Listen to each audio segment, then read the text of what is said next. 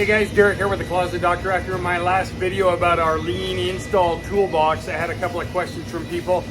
And so let me show you, that's not the only box that we take into the shop, but we wanted to keep it light and we're not carrying in all this stuff that we might need. I'm going to show you a few things in our garage trailer and our install boxes for our closet. This here is our cart that we wheel into the garage when we're doing garage cabinet installs. So we got our trailer all loaded up here. We show up on the job, we unhook this and we roll it in. And how it's set up is the stuff that we need and that we're going to use absolutely 100% sure on the job is available right on the top. So we've got our screws that we mount our cabinets with, and we've got our shelf pins, and we've got our connector screws, and then we've got our hinges. So this stuff can lift off and be taken into the shop to refill.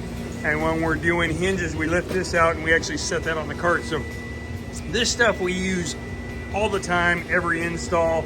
Fast caps here and wedges, everything there. We've got our tools across the top. We'll add in, I'll have 2 more drills here out of my box. And then down below, this is the stuff that we might need or we need, you know, every now and then. So it's kind of an emergency box and extra stuff. So we got hinge plates and different screws. My improvement today, I took out stuff that we'll never need in here because we have somewhere else. We had labels and door bumpers. We don't ever use those. We added in 2.5-inch screws. And so everything we need. And then this particular box over here, this is all of our slat wall screws in different colors. So we have this stuff we occasionally use and need stuff. And then this is what we use all the time. And on the bottom, we have our floor jacks that we use to lift our cabinets up off the ground. Over here is our closet install box. And we've standardized this across all of our vans. This is a backup one that's here in the shop, so it's not quite as detailed as some of our other ones, but we've labeled everything of what goes in there. That one probably needs a little cleanup and 3S it. But so you know when you look in what's there. One of the things we do is, like you'll notice, we got 1 1/4 screws and we have 1 5/8, and we don't have those next to each other so that we don't get contamination on it.